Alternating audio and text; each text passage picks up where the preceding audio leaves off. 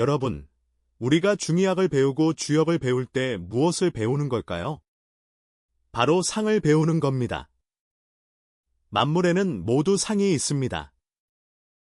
사람의 얼굴을 보면 그 사람의 오장육부가 건강한지 알 수 있습니다. 어떤 곳에 가서 그 산수를 보면 그곳에서 어떤 사람이 나오는지 알 수 있죠. 같은 이치입니다. 친구 집이나 고객 집에 갔을 때 이 가족의 기운이 좋은지, 단결은 잘 되는지, 집안 분위기는 어떤지 알고 싶다면 말이죠. 남자 주인의 바깥일이 안정적인지 알고 싶다면 제가 알려드리죠. 아주 간단합니다. 물어볼 필요도 없어요. 문을 열고 거실에 들어서면 다른 건 아무것도 볼 필요 없습니다. 첫눈에 먼저 소파를 보세요. 소파가 어떻게 놓여 있는지 보는 겁니다. 이 가족의 재물운, 건강, 사업 그리고 가정의 화목함이 10중8구 이 소파 한 장에 다 쓰여 있습니다. 많은 분들이 듣고는 선생님, 이거 미신 아니에요 라고 합니다. 제가 말씀드리죠. 이것이야말로 가장 고심한 과학입니다. 이건 조상님들이 몇천 년 동안 전해 내려온 빅데이터이자 몇천 년의 지혜입니다. 우리는 이것을 형법이라고 부릅니다. 형법이 무엇일까요? 형은 바로 형상입니다. 여러분 눈에 보이는 이 형상, 이 구조, 이 배치 말입니다. 그 형이 있으면 일종의 기가 생겨납니다. 그건 실제로 존재하는 것이고 이 기는 반대로 그 안에 사는 사람에게 시시각각 영향을 미칩니다. 이 이치는 아주 간단합니다. 그렇지 않나요? 거실은 집 전체의 심장이고 온 가족의 기가 모이는 곳이며 집안의 명당입니다. 그리고 소파는 이 거실에서 가장 중요한 주인공이죠. 온 가족이 돌아오면 다 소파에 앉지 않나요? 손님이 와도 소파에 앉죠. 그 자리가 바로 집안의 주인 자리이고 기가 모이는 중심점입니다. 그래서 소파의 배치가 집안의 기가 모이는지 흩어지는지, 안정적인지 어지러운지를 결정하는 겁니다. 여러분이 첫 번째로 봐야 할 것은 주 소파입니다. 즉 가장 길고 가장 중요하며 다들이 자주 앉는 그 소파 말입니다. 그 뒤에 무엇이 있는지 봐야 합니다. 이 점이 가장 중요합니다. 제가 알려드리죠. 주 소파 뒤에는 반드시 절대적으로 돌벽이 있어야 합니다. 돌벽이란 벽돌과 시멘트로 부어 만든 튼튼하고 집에서 가장 견고한 그 벽을 말합니다. 이것을 양택풍수에서는 유고라고 부르는데 유고는 기대할 언덕, 즉 배경이 있다는 뜻입니다. 그 장면을 상상해 보세요. 소파에 앉았는데 등과 뒤통수가 견고한 벽에 딱 붙어 있으면 마음이 아주 편안하고 든든하게 느껴지지 않나요? 온몸의 긴장을 풀 수 있고 마음속에 자신감이 생깁니다. 그렇죠. 당신의 기장이 안정되면 현실 생활에 어떤 반영이 될까요? 바로 이 집의 남자 주인이나 가장이 밖에서 사업을 하든 회사에 다니든 허리를 아주 꼿꼿하게 펴고 다니게 됩니다. 왠지 모르게 도와주는 귀인이 나타나고 회사에서는 상사가 그를 발탁하고 동료들이 지지해 줄 겁니다. 나가서 사업 이야기를 하면 고객들도 그를 특별히 쉽게 신뢰하게 됩니다. 왜 그럴까요? 그가 그곳에 앉으면 기장이 안정적이고 말에 힘이 있으며 내리는 결정도 안정적이기 때문입니다. 그래서 그의 사업은 꾸준히 상승하기 쉽고 들어온 돈과 집안의 재물 창고도 지킬 수 있습니다. 이 배경은 단순히 사업상의 귀인만 의미하는 게 아닙니다. 가정이 주는 지지도 의미합니다. 남편이 밖에서 고생하고 억울한 일을 당하고 하루 종일 피곤해서 집에 돌아와 든든한 배경이 있는 소파에 앉으면 온몸에 기가 돌아옵니다. 그는 진정한 휴식과 에너지 보충을 얻게 되는 겁니다. 이 집이 그에게 가장 견고하고 튼튼한 후원자가 되는 겁니다. 여러분 보세요. 작은 소파 하나 벽에 붙이는 게 영향이 얼마나 큰지 말이죠. 가장 흉한 구조는 뒤가 비어 있는 것입니다. 소인이 끊이지 않죠. 가장 두려운 게 뭘까요? 제가 알려드리죠. 소파를 배치할 때 가장 피해야 할 4가지 구조가 있습니다. 집이 만약 이렇다면 당장 고치세요. 빠르면 빠를수록 좋습니다. 첫 번째이자 가장 흉한 것은 소파 뒤가 창문인 경우입니다. 특히 대형 통유리창이나 유리문, 혹은 아예 아무것도 없이 뒤가 뻥 뚫려 복도인 경우입니다. 이 구조를 배우무고라고 하고 뒤가 비었다고도 하는데 아주 흉합니다. 그 장면만 생각해 보세요. 소파에 앉았는데 뒤에 환한 창문이 쫙 펼쳐져 있으면 마음이 불안하지 않겠습니까? 뒤에서 누군가 보고 있는 것 같고 언제든지 뒤에서 무언가 튀어나올 것 같아서 진정으로 긴장을 풀 수가 없습니다. 이런 장기적인 불안감은 사람을 의심 많고 예민하게 만들고 밤에 잠도 편히 못 자게 합니다. 이것이 사업에 반영되면 어떻게 될까요? 제가 알려드리죠. 바로 전형적인 소인배를 만나게 됩니다. 회사에서 늘 누군가 뒤에서 장난을 치고 험담을 하고 괴롭힌다고 느끼게 됩니다. 어렵게 성사시킨 안건이 계약 직전에 갑자기 튀어나온 방해꾼 때문에 무산되고 노력은 물거품이 되며 사업은 이리저리 흔들리고 기복이 심해집니다. 힘들게 일해도 돈은 모이지 않죠. 왜냐하면 당신 뒤에 창문이 비어 있어서 집안의 재물운이 전부 창문으로 빠져나갔기 때문입니다. 이것도 재물이 새는 것이라고 합니다. 아시겠습니까? 제가 예전에 한 고객을 본 적이 있습니다.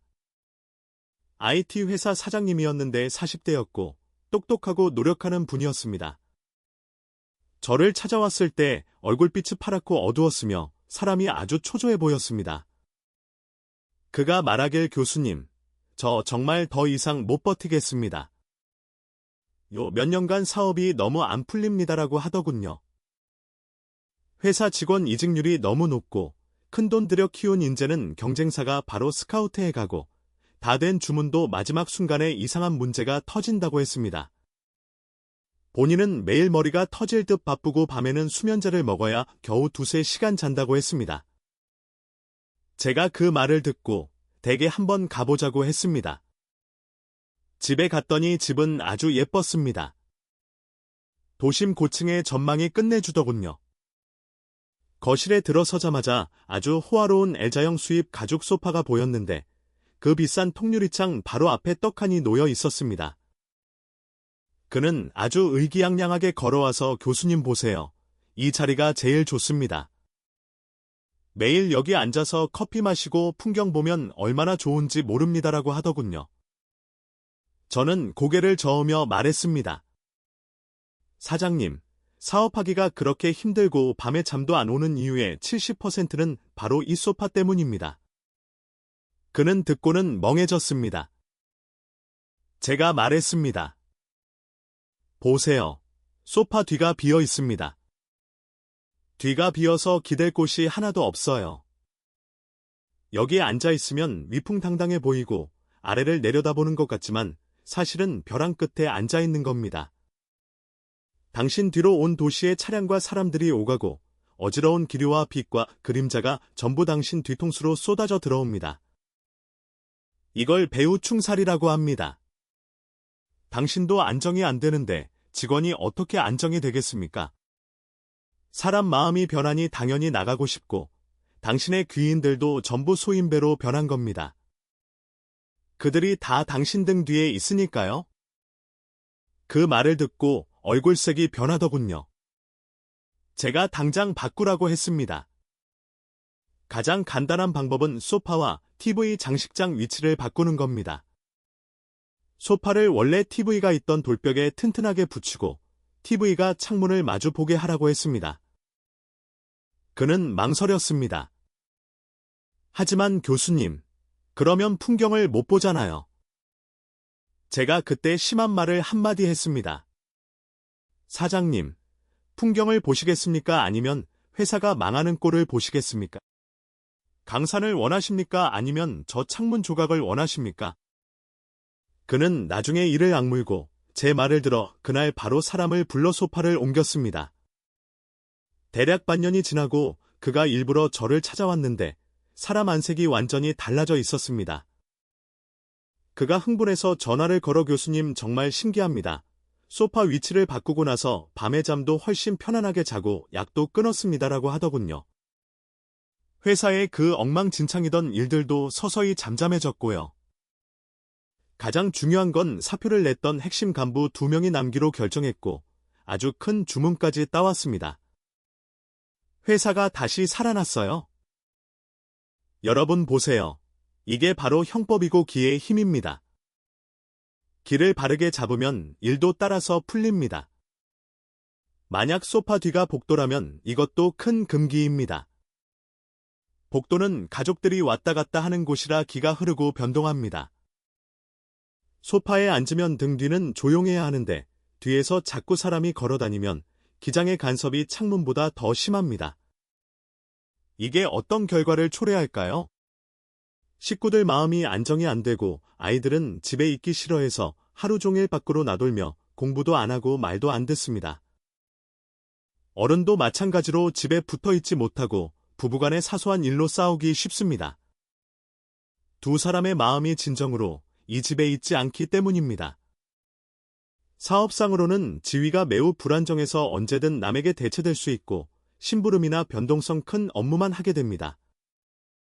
차분하게 장기 계획을 세울 수가 없죠. 세 번째로 소파 뒤가 부엌인 경우 이것도 안 좋습니다. 부엌은 불입니다. 뒤에 불이 있으니 불이 배경을 태우는 격입니다. 그 안에 사는 사람 성격이 아주 포악해져서 건드리면 터집니다. 집안이 조용할 날이 없죠.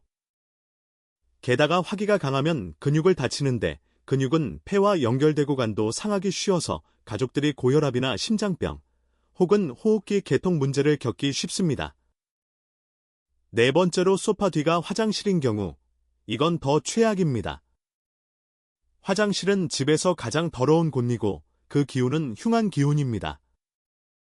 매일 흉한 기운에 기대고 있으니 사업이 일어날 리가 없고 밖에 나가면 평판이 나빠지며 도화살이 끼기도 쉽습니다. 건강상으로는 식구들이 이유 없이 피부병에 걸리거나 위장, 소화기, 비뇨기 개통, 부인과 질환이 생겨서 아무리 치료해도 낫지 않습니다. 그러니 여러분, 돌아가서 첫 번째로 점검할 것은 바로 주소파 뒤가 깨끗하고 견고하며 튼튼한 돌벽인지 확인하는 겁니다. 뒤를 봤으면 이제 소파 배치 방식을 봅시다. 이건 가족의 구심력, 즉 단결력과 관계가 있고 집안의 재물운이 모일 수 있는지와도 관계가 있습니다. 가장 좋은 소파 배치 방식은 U자형이거나 적어도 L자형이어야 합니다. 무슨 뜻이냐 하면 주소파 하나를 벽에 붙이고 옆에 1인용 소파 2개나 롱체어를 배치해서 세변으로 거실의 중심 구역을 감싸는 겁니다. 그 모양을 보세요. 마치 사람의 두 팔이 감싸 안는 자세 같지 않나요? 이 감싸 안는 구조가 너무나 중요합니다. 풍수에서는 장풍듣기라고 합니다. 거실은 집 전체의 심장이자 집안의 명당입니다. 모든 기가 여기서 모이는데 소파로 그것을 감싸 안으면 좋은 기운과 재물운과 사람의 기운이 전부 유자형의 중심점에 모이게 됩니다. 기가 모이면 그 안에 앉은 사람의 마음도 모입니다. 소파를 이렇게 두면 가족들이 앉았을 때 자연스럽게 서로 마주보며 차를 마시고 이야기를 나누고 눈을 맞추게 됩니다. 이 거실이 진정으로 가족 감정 교류의 중심이 되는 겁니다. 아이들은 학교에서 있었던 일을 부모에게 이야기하고 싶어하고 남편은 직장의 고민을 아내에게 털어놓고 싶어합니다.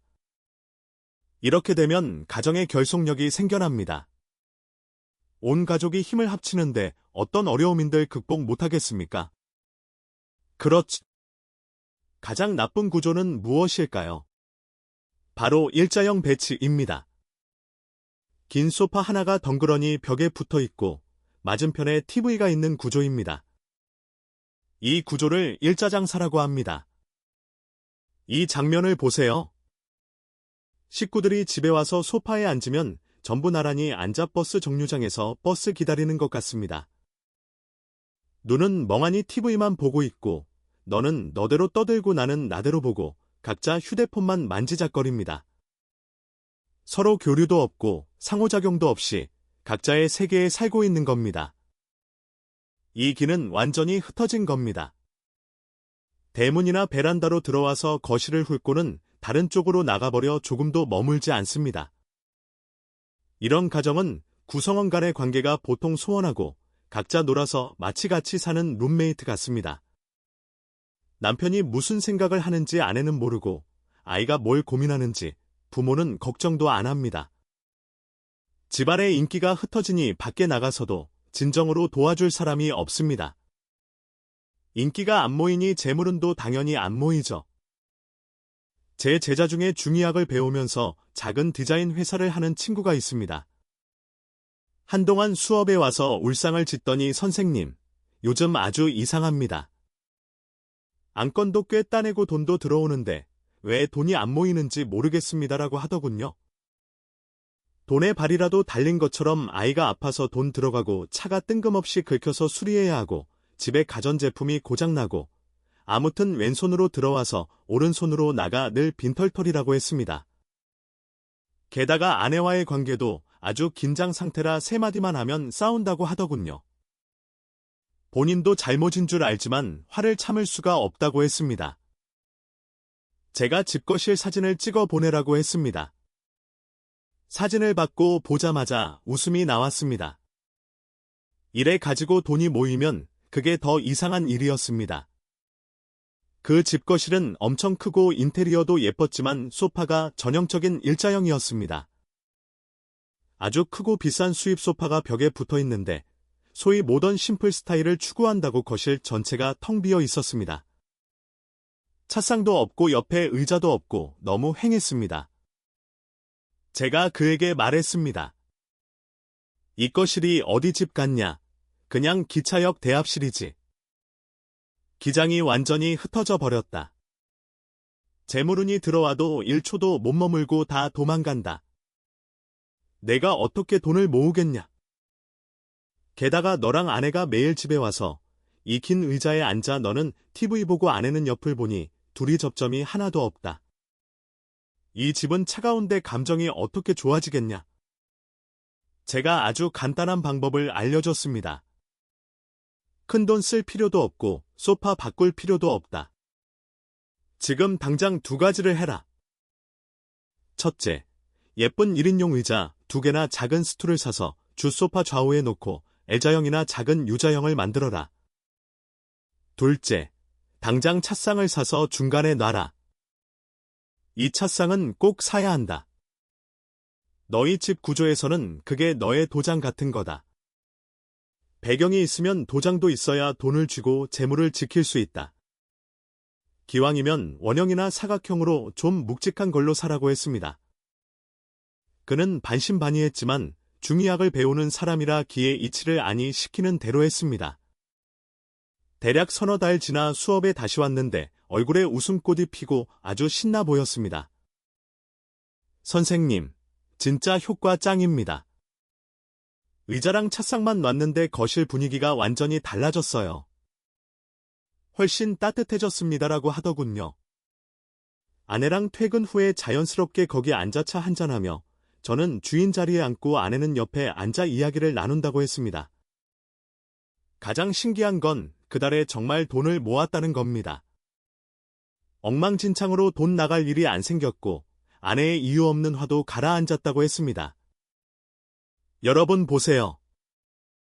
그냥 의자 2개랑 작은 찻상 하나 더했을 뿐인데 집안 기장이 흩어지는 기운에서 모이는 기운으로 바뀌었습니다. 가족의 구심력이 돌아오니 재물운도 따라 돌아온 겁니다. 다른 흉한 구조인 대충이나 압정, 그리고 또 안 좋은 배치법이 하나 더 있습니다. 소파 2세트를 마주보게 놓고 중간에 찻상을 두는 구조인데 이건 대충이라고 부릅니다. 마치 협상 테이블 같죠? 당신은 저쪽에 나는 이쪽에 앉아 서로 한마디씩 주고받는 겁니다. 이 구조는 대립과 말다툼을 일으키기 쉽습니다. 그 안에 사는 사람은 성격이 급해지고 인내심이 없어지며 가족끼리 사소한 일로 시끄럽게 싸우게 됩니다. 밖에서도 관제 구설이나 분쟁에 휘말리기 쉽습니다. 가와만 사성이라고 집안이 맨날 싸우는데 밖에서 돈 벌 힘이 어디 있겠습니까? 이 이치는 절대 틀리지 않습니다. 그러니 소파는 반드시 감싸 안는 자세를 형성해서 기를 담아 품에 안아야 합니다. 그래야 집이 따뜻하고 단결됩니다. 마지막으로 한 가지 더 당부하자면 소파 배치가 어떻든 바로 위에 절대 가로 들보가 있으면 안 됩니다. 대들보가 소파를 누르고 있으면 양압정이라고 합니다. 매일 들보 아래 앉아 있으면 기가 당신을 짓누릅니다.